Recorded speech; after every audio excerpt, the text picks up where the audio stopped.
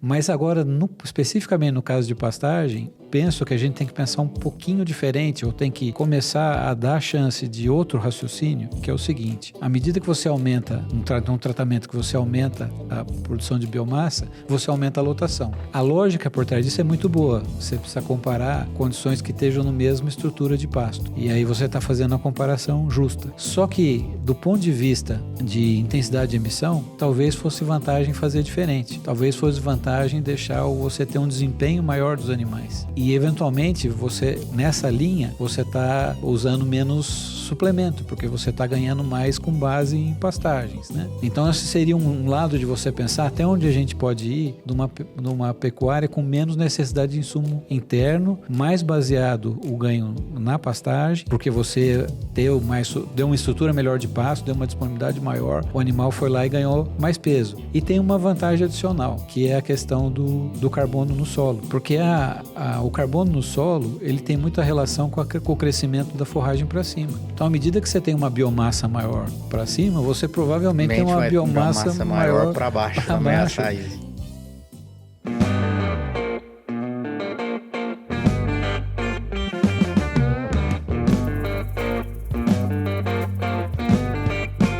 O Mais Rumen Podcast só é possível através do apoio de empresas inovadoras e que apoiam a educação continuada na bovinocultura brasileira. Phytobiotics, há mais de 25 anos desenvolvendo soluções naturais baseadas em ciência.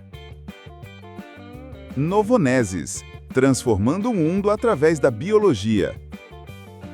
Levucel SC da Lallemand é a levedura viva para ruminantes com mais publicações científicas no mundo. Ilana, agilidade e precisão na análise de alimentos com opções de resultados em tempo real. Adiceu, produtora do Smart Amine M, a referência global em metionina protegida para ruminantes há mais de 30 anos. Participe do Simpósio Brasil Sul de Bovinocultura de Leite e conecte-se ao conhecimento que impulsiona o setor leiteiro. Aqui, pessoal, Diogo, o host mais amador que existe, porque eu amo isso aqui, bater papo com amigos, né? Bater papo com gente que gosta do que a gente gosta, né? E tenho um prazer imenso de estar aqui hoje com o amigo Dr. Sérgio Raposo para falar sobre sustentabilidade, pecuária, produção do jeito que tem que ser produzido. Sérgio, prazer imenso recebê-lo. Diogo, o prazer é todo meu. Muito bacana a gente ter essa conversa aqui, um assunto apaixonante, né? E com tanto para fazer e com tantas boas notícias que a gente pode dar nessa linha de trabalhar com mais sustentabilidade e isso não sendo um peso, pelo contrário, né? Sendo um caminho que você vai estar, ao mesmo tempo, produzindo comida, gerando riqueza e conservando o ambiente que a gente precisa, né? Exato. Como você mesmo já disse em outras oportunidades, né? A pecuária como parte da solução climática, né? Mas, Sérgio, não é todo mundo que te conhece. Que tal contar um pouquinho da sua trajetória? Quem é o Dr. Sérgio Raposo de Medeiros, pesquisador de grande renome na Embrapa? Muito bem, fora essa parte do renome, de gentileza sua, eu sou agrônomo, formado na Exalc em 1989, a gente costuma falar que é a melhor turma de todos os tempos, como toda turma fala, né? E eu fiz, imediatamente eu segui fazendo o mestrado com o professor Paulo Machado, e como eu sou do Contra, com o professor Paulo, eu trabalhei com gado de corte. Daí eu fiquei 5 anos na iniciativa privada, em agropecuária, na São Paulo Belode, depois na Belma. Mas a vocação falou mais alto, eu quis voltar a fazer o doutorado, e aí eu voltei a fazer o doutorado para o professor Dante, e mantendo essa minha linha de ser do Contra, eu trabalhei com gado de leite com o Dante. Que sempre trabalha... para o pessoal lá de casa, o Paulo Machado, que trabalha com leite, foi o corte, e o Dante foi com leite. E parece que era bem isso mesmo, né? Dizem que eu sou do Contra mesmo. E aí eu, por sorte, no finzinho, teve um concurso da Embrapa, exatamente no meu último ano de doutorado, teve o concurso da Embrapa. Eu passei na Embrapa, daí eu brinco que eu quase tive minha chance de ter uma oportunidade de profissional no exterior, que eu trabalhei na Embrapa em Corumbá por 5 meses, que fica ali na fronteira com a Bolívia. Mas eu já tinha uma conversa com o pessoal do gado de corte, com o Dr. Kepler, e aí eu fui transferido para o gado de corte. Eu fiquei 17 anos lá no gado de corte, e nos últimos 7 anos eu pedi transferência para a Embrapa Pecuária Sudeste, em São Carlos. Nos últimos anos eu estou lá e eu sou 2 mil avos dos pesquisadores ajudando lá meus colegas. Muito modesto, muito modesto. Porque eu vou ser sincero, eu lá na minha pós, com o professor Flávio, trabalhando com suplementação, manejo de pasto, o Dr. Sérgio era referência, a gente lia muita coisa da Embrapa, né? Eu sempre tive muito bem acompanhado, Diogo. Isso é bom, né? Sim, muito bom. Sim. E realmente eu conheço o seu time lá, os dois, né? Veio grandes dois times de... Eu sou um privilegiado, eu sou mesmo, com as pessoas muito boas que eu sempre trabalhei. Muito bom. E agora, na Pecuária Sudeste, agora não, né? O que tem sido feito? Essas notícias boas que você tem para contar. Lá o DNA da Pecuária Sudeste é trabalhar muito com produção sustentável na pecuária, né? Então, tem a minha colega, a doutora Patrícia Anchão, o doutor Pesopani, o nosso atual chefe, né, que é o doutor Alexandre Berndt, e outros colegas, né, o Alberto também, Alberto Bernardi. Então, é uma equipe multidisciplinar e que está sempre procurando ver formas de produzir de uma maneira que seja mais sustentável, gerando dados sobre isso, né? E o que a gente pode, assim, dizer é que existe uma coincidência muito boa entre se tornar eficiente e aumentar a rentabilidade, ter possibilidade de aumentar a rentabilidade com eficiência e, ao mesmo tempo, reduzindo o impacto ambiental.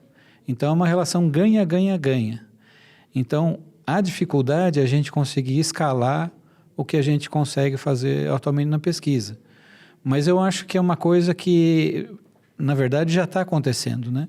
E, às vezes, por eventos externos. Então, como o professor Marcos Yankee uma vez disse numa palestra, não teve nada melhor para a pecuária brasileira que o boi China, né?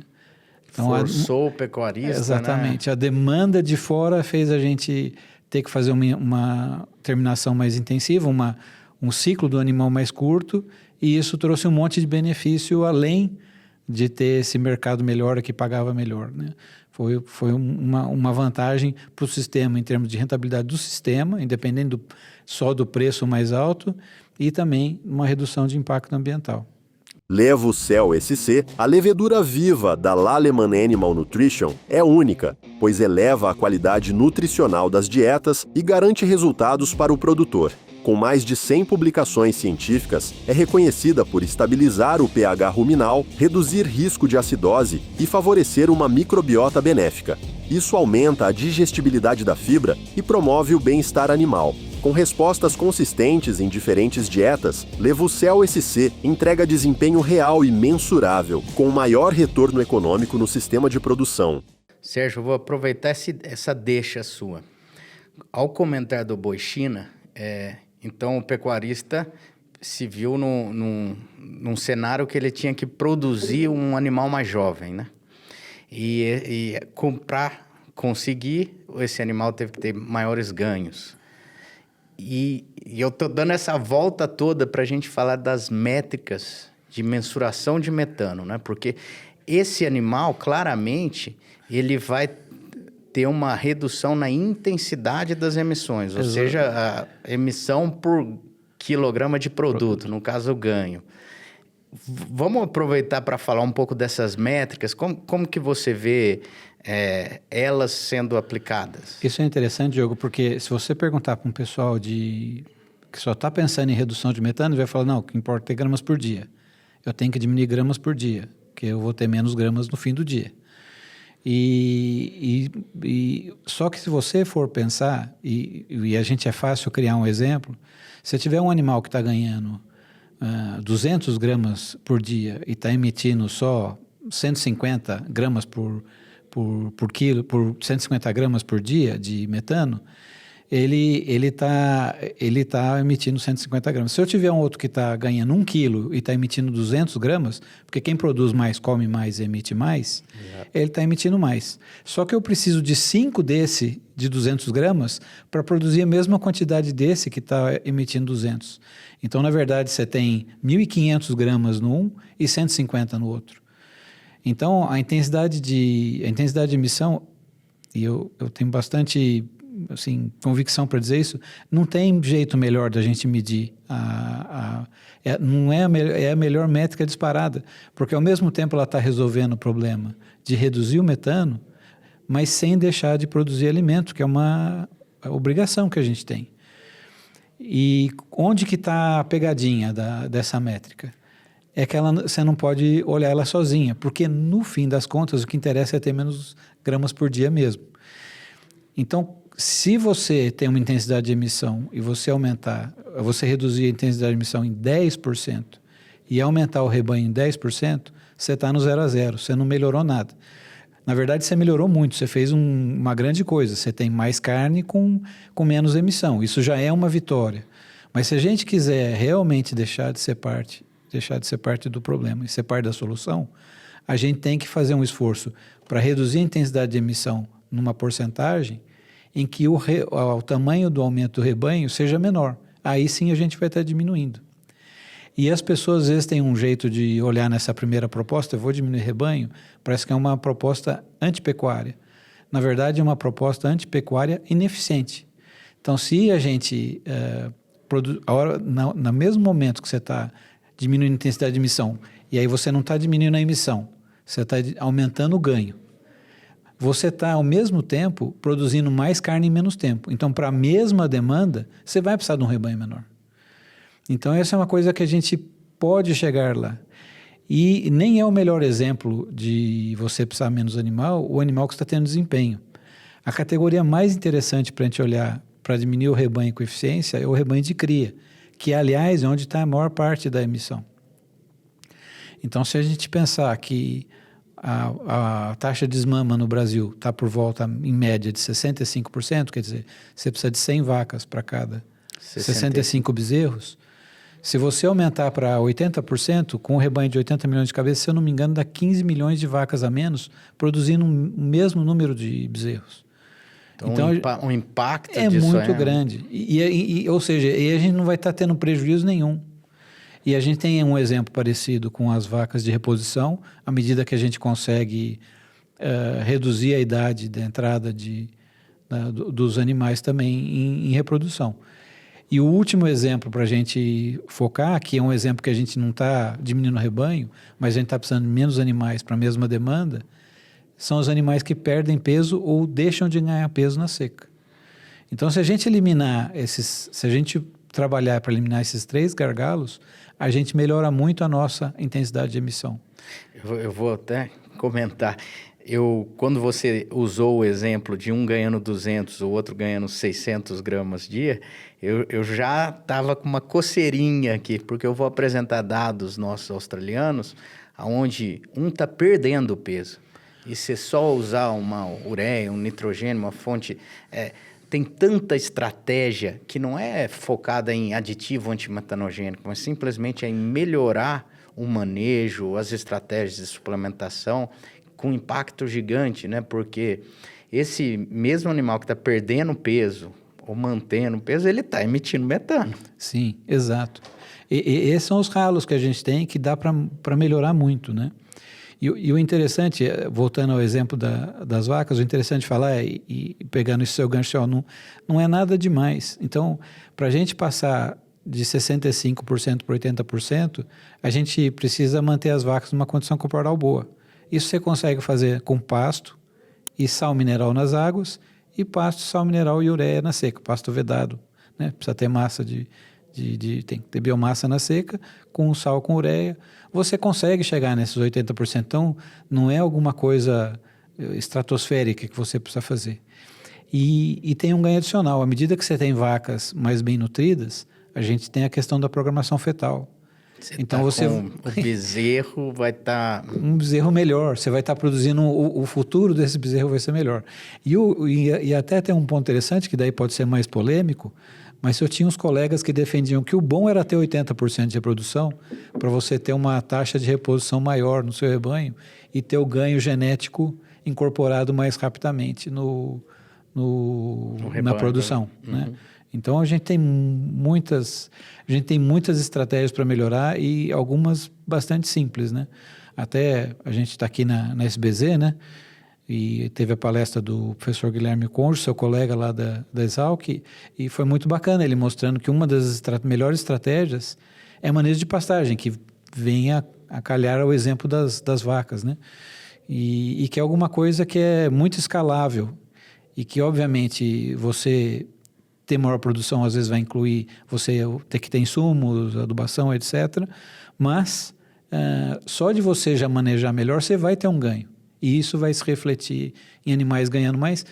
Por mais que isso não diminua o metano por quilo, por dia ou por quilo de matéria seca, com o aumento do desempenho, você acaba tendo essa redução na intensidade de emissão. Então, as oportunidades são bem grandes da gente ser cada vez mais parte da solução. Nossa, é muito, muito importante. E legal, o Guilherme ele falou sobre diferentes estratégias, né? Sendo que o manejo das pastagens, o mesmo manejo do pastejo, acho que a tese de doutorado dele era o mesmo capim, só que só de manejar o capim correto já tem ganhos, né? Na intensidade das emissões. Mas que outras estratégias nós temos? Vocês lá na Embrapa estão trabalhando com o quê? Olha, eu acho que assim, a gente não perde de olhar os aditivos de forma geral.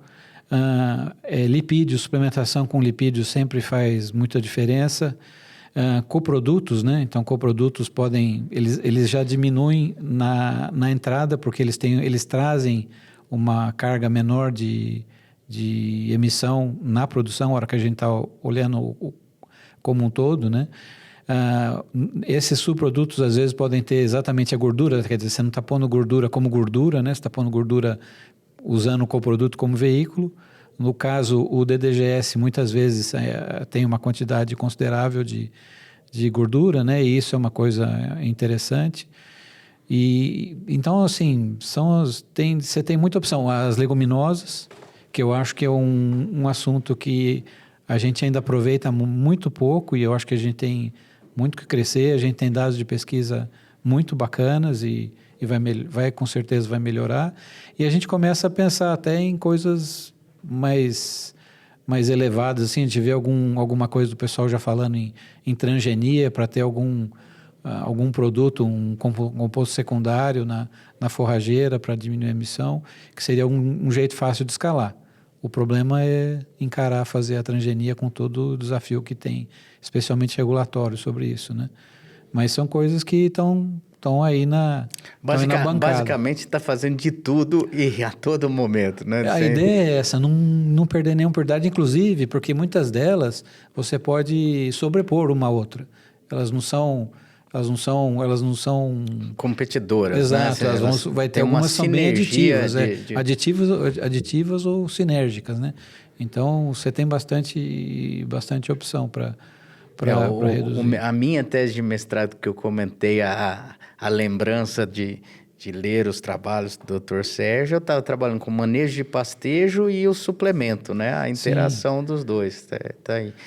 E leguminosas, você falou na Austrália, isso é muito explorado lá, né? Com aspectos, não só por, às vezes, um ingrediente, o nitrogênio ali na seca, mas também produtos secundários de plantas, né? Que vão afetar as emissões.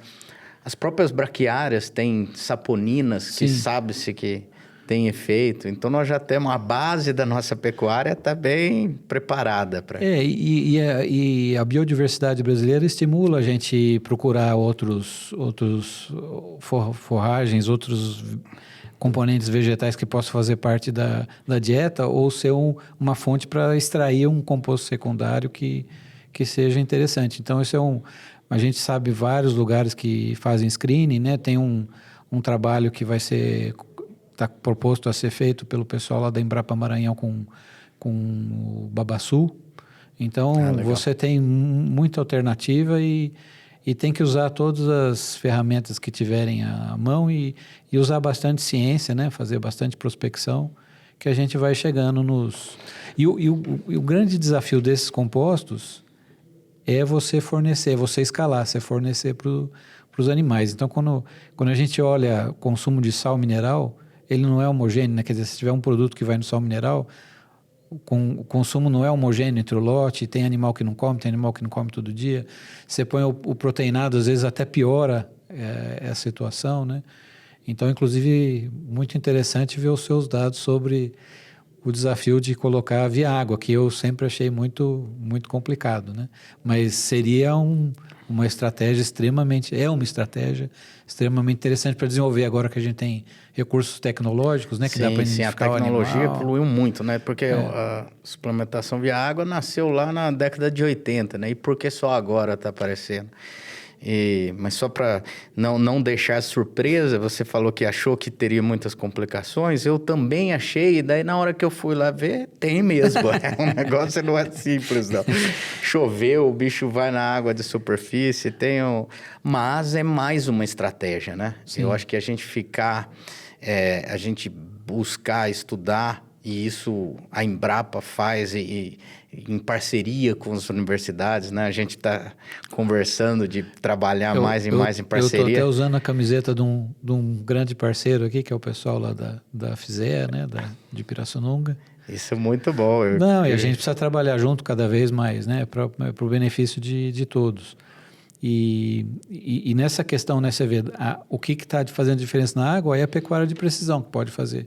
Então, eu acho que talvez um assunto que a gente não tocou, ou eu esqueci de falar, é a pecuária de precisão. Isso. Porque ela pode fazer um grande diferencial, né? E a gente tem, assim, tem essa questão de você saber cada animal quanto comeu, tem a ideia, né? Então, por exemplo, tem lá a Robatec, lá a startup lá de Piracicaba, do Thiago Albertini, que eles estimam que ao abater o animal, não deixar o animal ficar mais tempo do que precisa no confinamento, com o Beef Trader, que é o produto, eu acho que é o principal produto deles, né? Eles conseguiram diminuir 30% a emissão desses animais. Então, você vê que você tem ganhos com uma pecuária de precisão desse jeito, ou porque você sabe que o animal comeu ou não comeu, você sabe quem que você precisa fazer para comer e ter o aditivo.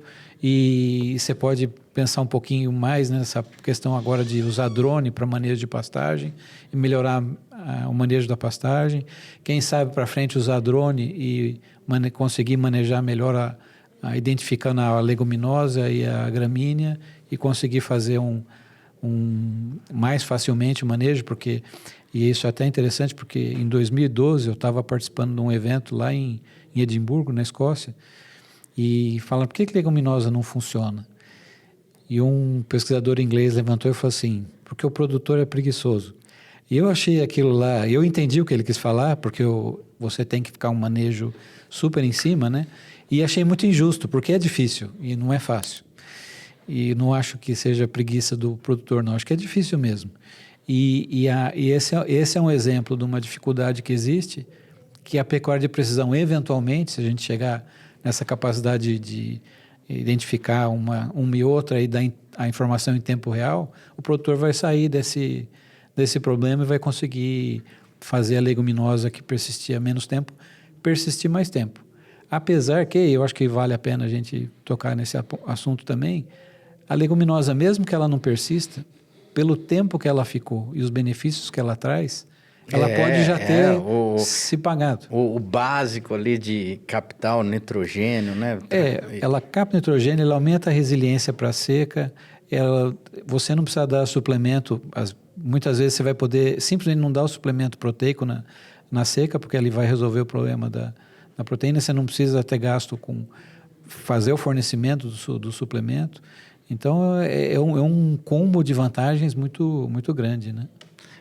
Mas eu concordo plenamente, né? Não é simples, é complexo e produtor para conseguir, eu acho que principalmente o papel da extensão, né? Porque tem muita informação gerada, mas o treinamento de equipe, o papel do extensionista para chegar a isso no produtor é fundamental. Sim. E é um grande desafio, né? Porque a gente já teve uma extensão mais atuante por escolhas, né? A gente acabou deixando ela menos forte, né? E era uma coisa interessante de pensar em resgatar, né? Especialmente agora você tem mais recurso tecnológico e tal, tem um jeito de chegar à informação mais fácil, Muito né? mais fácil, né? É até preocupante, porque qualquer informação chega mais fácil e tem um mar de informações não tão precisas, né? Então, Exato. talvez igual o papel de uma conversa técnica como essa hoje, ou de outros grupos que estão trabalhando para ajudar a disseminar informação boa, né? Importante, que vai ajudar o produtor, isso é fundamental. Não, sem dúvida. E se você for ver hoje a capacidade, né, a pessoa que está sendo formada hoje lá, né, você que está formando as novas gerações de agrônomos aí, acho que uma das capacidades que mais tem que desenvolver é a capacidade de discernimento, né, de conseguir identificar o que é válido e o que não é válido nesse mar de informação. E aí, eu sempre lembro que aquele Yuval Harari, né, um filósofo, falou é que o que ele comenta é o seguinte, que informação boa é cara de fazer. A informação verdadeira, ela tem um preço, né? Então, a gente que é da pesquisa, a gente sabe exatamente isso, né? E a desinformação é de graça. Então, é muita desinformação para pouca boa informação. Então, o sinal está diluído em um monte de ruído e a pessoa tem que ser capaz de ver o sinal e eliminar o ruído. E a outro risco que a pessoa tem hoje em dia, quando pega informação, isso que eu acho que vale a pena para quem está ouvindo, é que a gente costuma ter uma tendência aí com as informações mais que causam mais impacto, e especialmente as que são mais negativas. Então a gente tem um viés meio negativo ou meio pro exagero, né? Então uma das coisas sempre para quando você tiver informação, você avaliar bem se ela for muito negativa ou muito espalhafatosa, duvide mais. Tome cuidado. Tem um pouco mais de cuidado, né? Às vezes as coisas são mais simples, menos impactantes, e o importante é você ir para o lado da luz, né? Para o lado do sinal e não do ruído. A Phytobiotics é líder global na produção de aditivos alimentares naturais e patenteados. Com tecnologia alemã, a Phytobiotics desenvolveu o Sangrovit, um aditivo fitogênico que auxilia na integridade intestinal e ruminal, reduzindo os efeitos da inflamação e do estresse térmico. Na pecuária leiteira, contribui para a melhora dos parâmetros de saúde e produtividade. Na pecuária de corte, promove maior eficiência alimentar, resultando em mais ganho de carne e rentabilidade. Phytobiotics, há mais de 25 anos desenvolvendo soluções naturais baseadas em ciência. Importantíssimo. Sérgio, uma pergunta agora. Não vou dizer que a pergunta é difícil, mas eu sei que a resposta vai ser difícil. Medir metano. Técnicas para mensurar, porque nós já estamos vendo. Eu tenho trabalhado aí nos últimos anos de minha vida, 6, 7 anos, e exclusivamente em técnicas para mitigação, né? E um dos cuidados que eu tenho tido é para tirar assim, um pouco do foco das emissões. Com certeza tem a importância, nós estamos aqui discutindo isso, né? É importante a redução, mas não podemos esquecer o resto. Mas agora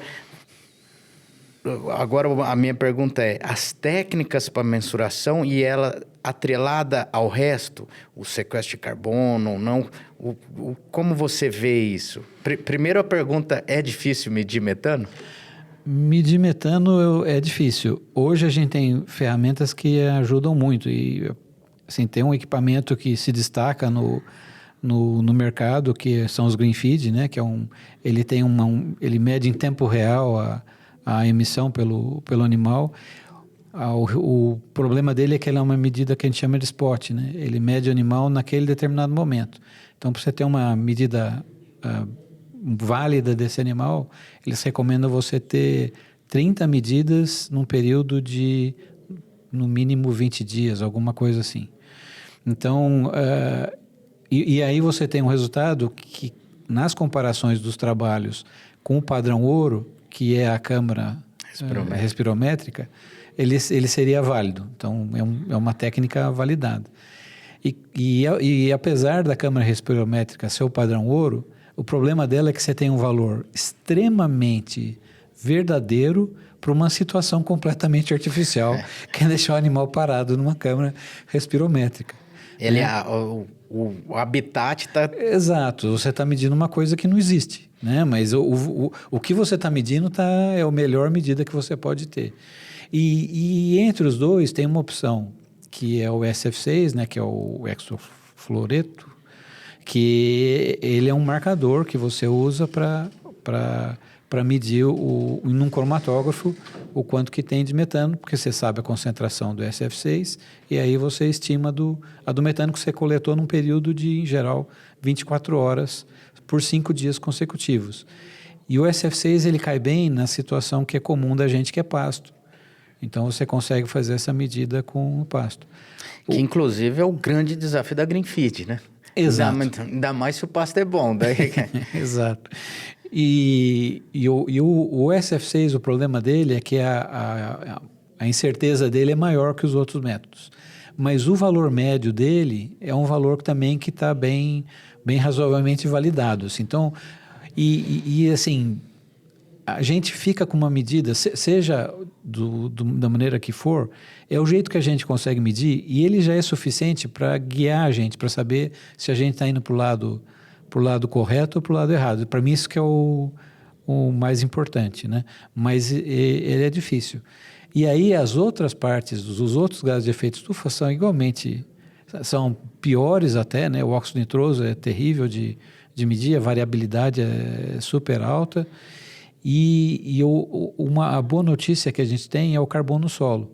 Exato. Porque o carbono solo ele é muito difícil de medir, ele além de ser difícil, ele é caro. Então, como que a gente precisa fazer? A gente precisa abrir uma trincheira, pegar amostras indeformadas, porque você precisa da densidade, daí você mede quanto tem de carbono, pela densidade você vê o volume, você vê a quantidade de carbono que você tem ali. E por isso que ela é muito cara. Só que os colegas da Embrapa Instrumentação, hoje eles têm um equipamento que usa a mesma tecnologia da sonda lá de Marte, né, que é fotônica, e eles conseguiram fazer uma relação que eles conseguem estabelecer a quantidade de carbono no solo com essa medida que só usa luz. Então, você tem que fazer a coleta em profundidade, então hoje já tem até um equipamento que é nacional, que ele faz a sonda entrar, você pega, você faz essas medidas com luz, que é de graça, né, vamos dizer, é só luz, e você pode fazer várias medidas na mesma amostra também, e você consegue esse dado. E isso foi, inclusive, validado pela Verra, que é a certificadora que tem tem o maior volume de mercado, né? Então, essa é uma... De todas as medidas, o carbono solo, que era mais complicado, inclusive, às vezes criava resistência até para aceitar essa medida, a gente tem essa boa notícia dessa técnica nova que foi desenvolvida, que está resolvendo.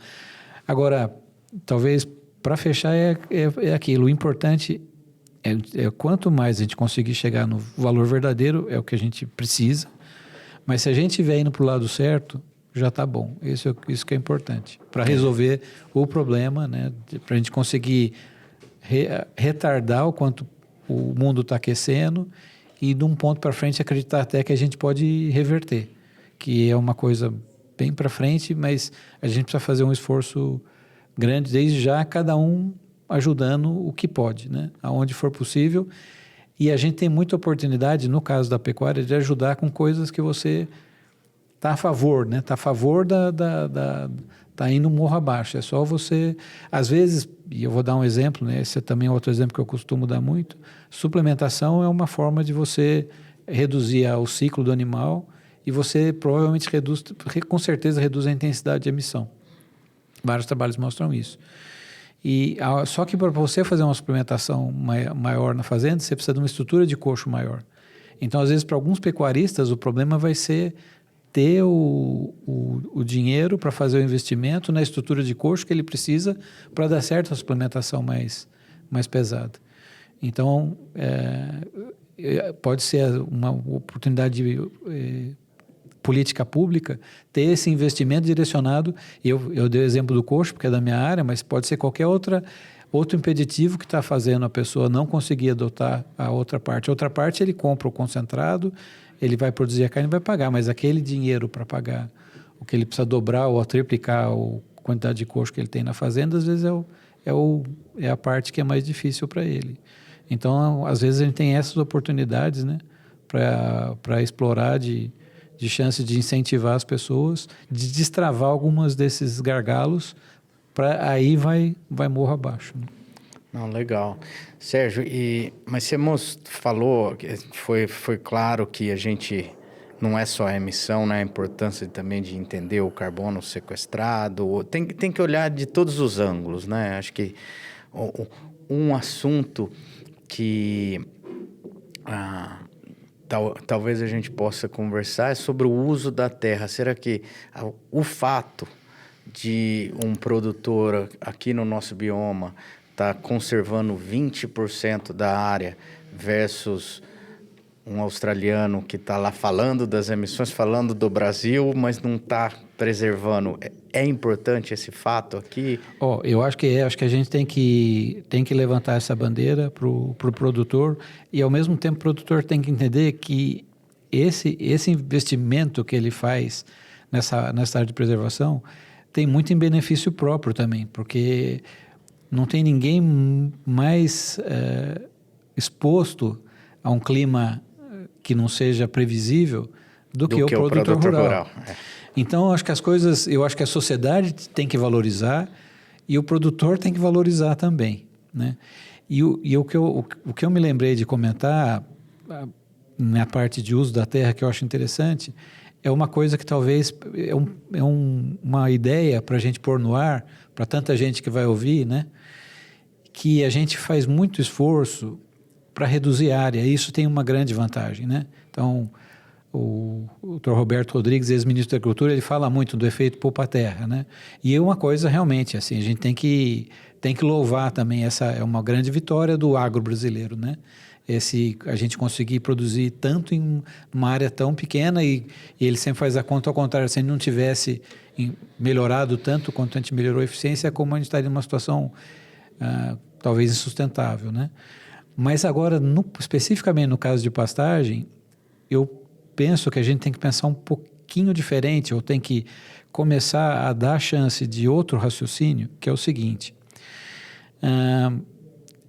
a gente, e nos experimentos lá, que os colegas fazem lá na Embrapa Gado de Corte, que eu ajudo, da Embrapa Pecuária Sudeste ou no Gado de Corte, sempre o que foi feito? À medida que você aumenta um tratamento, que você aumenta a produção de biomassa, você aumenta a lotação. A lógica por trás disso é muito boa. Você precisa comparar condições que estejam na mesma estrutura de pasto. E aí você está fazendo a comparação justa. Só que, do ponto de vista de intensidade de emissão, talvez fosse vantagem fazer diferente. Talvez fosse vantagem deixar você ter um desempenho maior dos animais. Ao invés de você ter um aumento de lotação, de ganho por área, você tem um ganho individual, porque você está diluindo mais a emissão de metano, né? E eventualmente, nessa linha, você está usando menos suplemento, porque você está ganhando mais com base em pastagens, né? Então, esse seria um lado de você pensar até onde a gente pode ir numa pecuária com menos necessidade de insumo interno, mais baseado o ganho na pastagem. Então, porque você deu uma estrutura melhor de pasto, deu uma disponibilidade maior, o animal foi lá e ganhou mais peso. E tem uma vantagem adicional, que é a questão do carbono no solo. Porque o carbono no solo, ele tem muita relação com o crescimento da forragem para cima.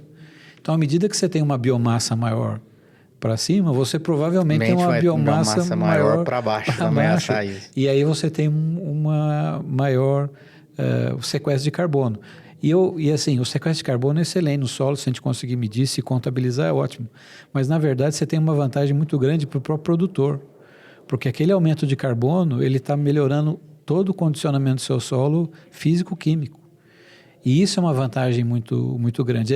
Isso é melhor do que até o sequestro de carbono. E você está ganhando os dois juntos, né? Inclusive, uma das estratégias, inclusive, bastante trabalho lá também da minha unidade, né, da Pecuária Sudeste, é a integração lavoura-pecuária-floresta.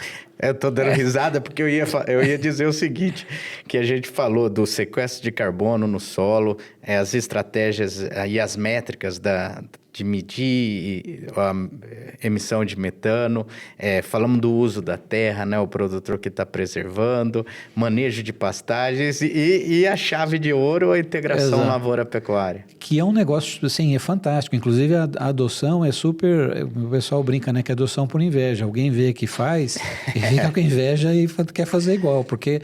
E onde que está qual que é o grande motor da integração lavoura-pecuária-floresta? É o carbono que a forragem põe. Então, tem um monte de vantagens. Você tem vantagens, você pode ficar enumerando. Mas o que fez passar de quase nada nos anos 2000 para quase 20 milhões de hectares hoje de integração lavoura-pecuária-floresta, com a grande maioria ainda de integração lavoura-pecuária, é a melhoria de condição do solo por causa do carbono da pastagem, que é uma coisa muito forte. Então, quando eu falo da pastagem, do pastejo mais leniente, da gente abrir um pouco a mão de produção por hectare e privilegiar e pensar em privilegiar a produção individual, é nesse sentido, assim, de a gente ter uma menor intensidade de emissão e uma condição que você vai estar devolvendo para o solo, uma quantidade maior de nutriente, tendo uma CTC maior, porque a matéria orgânica, né, nos solos nossos oxidados, aí, né, nos nossos solos lateríticos, a CTC está muito vinculada à matéria orgânica do solo, né, que é o carbono. Então, começar a pensar nisso também, a olhar por esse lado também. O Mais Rumen Podcast só é possível através do apoio de empresas inovadoras e que apoiam a educação continuada na bovinocultura brasileira. PPG-VET, o maior programa de pós-graduação em bovinos do Brasil. RISAM Troncos e Balanças, segurança, qualidade e eficiência para o seu manejo. Tortuga, há 70 anos liderando o avanço no campo. Tecnologia de alta performance em saúde animal. Vaccinova, cuidar de vidas, alimentar o mundo. VidaVet, o diagnóstico que vai além do resultado. Zimprova, inovação que gera resultados. Só pegando aquela fala mencionada do inglês lá que diz que o produtor tem... Preguiçoso. É preguiçoso, mas você mesmo disse é mais complexo. Acho que a integração lavoura-pecuária também vai nessa linha, né? Você vai aumentando a complexidade, porém dando mais alternativas, né? O sistema de produção acaba ficando mais... como é que fala? Perene, né? Porque ele tem mais resiliência, né? Tem mais oportunidades ali de renda, se uma coisa não está boa, outra. Exato. E uma coisa interessante, né? Que você fala assim, não, realmente aumenta a complexidade. Mas é muito interessante como as pessoas estão conseguindo. Então, tinha aquela ideia, o agricultor que está acostumado com uma necessidade de gestão maior, né? Tudo é mais rápido, as decisões tem mais decisões para tomar. Não, ele que vai ser a pessoa que vai adotar a pecuária e vai virar ILPF. E a gente vê que pode até ter uma tendência maior assim, e eu estou falando empiricamente, sem dados, mas a gente vê muito pecuarista migrando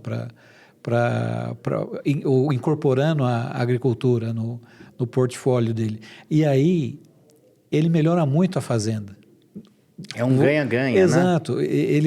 Então é uma coisa que a gente acompanha bacana, e eu tinha aquela noção, não, mas a pessoa tem que ter escala. Não, você vê pequeno produtor que consegue fazer a junção da agricultura com a pecuária e nesse ganha-ganha, né? Nessas várias vantagens, melhorar aproveitamento de mão de obra numa hora, ou a questão de ter preço de uma coisa está caindo, do outro não está tão ruim, né? O componente florestal, ele é muito desafiador, mas as análises que eu já vi as pessoas fazendo hoje, com perspectiva daqui 2 décadas, tem mostrado que é vantajoso. Mas o desafio é exatamente esse. Você toma uma decisão hoje de uma coisa que você vai vender em 7 ou 14, 15 anos, né?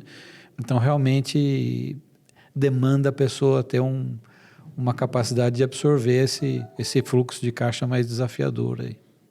Joia. Mas os produtores podem saber que eles contam com o apoio da Embrapa, né? E com entusiasmo. A gente fica super feliz quando a gente recebe bastante visita, a gente fica feliz de receber as visitas. A gente vê que quando as pessoas vão lá e veem é outra coisa do que só o falar, o escutar falar, né? E a gente percebe que as pessoas... Alguém que foi lá vai ser tocado e vai ter chance de dar esse passo além. A gente só espera que a pessoa faça com muito planejamento, com muito cuidado, né? Sem só paixão. Paixão é bom ter, mas controlada pela razão, né? E aí dá certo. E a gente sempre está disposto a ajudar. A gente tenta gerar bastante material para informação, para auxílio, né? E a gente tem parcerias, né, com o pessoal da extensão também, para tentar melhorar cada vez mais, chegar a informação na ponta e, de fato, a pesquisa fazer diferença, que é o que traz alegria para a gente. E o legal é que, quando vai dar certo, é aquele produtor que vai passar inveja no vizinho, que vai fazer... E nesses anos, eu vejo que fiz a graduação lá no final da década de 90, o tanto que a integração lavoura-pecuária tem crescido, né? Exponencialmente. Sim. É uma coisa impressionante. E isso só acontece porque ela é muito boa. Porque realmente ela traz um monte de vantagens, né? E só, como tudo, precisa ser feito com critério e a pessoa bastante pé no chão. E informação disponível, eu posso falar, tem. Busca lá nos portais da Embrapa, nas outras instituições de pesquisa, porque tem muita informação. Tem muita informação. Informação boa. Senão, você vai pelo pedigree da informação, já ajuda, né?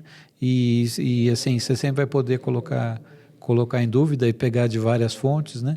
Mas eu acho que é isso que a pessoa deve fazer, o máximo de informação que ela puder para tomar a melhor decisão, né? Quanto mais informação você tiver, você vai vendo o que está indo para o lado que faz sentido, né? E você toma a decisão correta, né? Isso que é importante. Perfeito. Mas, Sérgio, falando em muito boa, essa nossa conversa está excelente, está boa demais, mas estamos aqui na edição especial da SBZ que está rolando, né? Sim. E precisamos voltar para lá. Sim.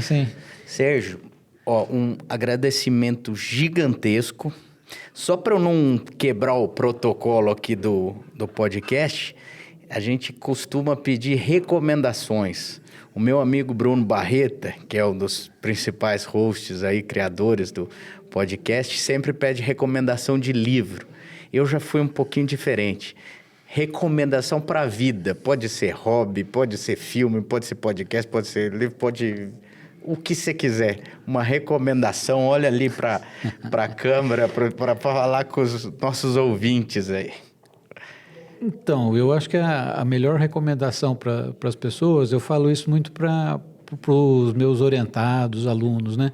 Mas eu acho que vale para a vida, né?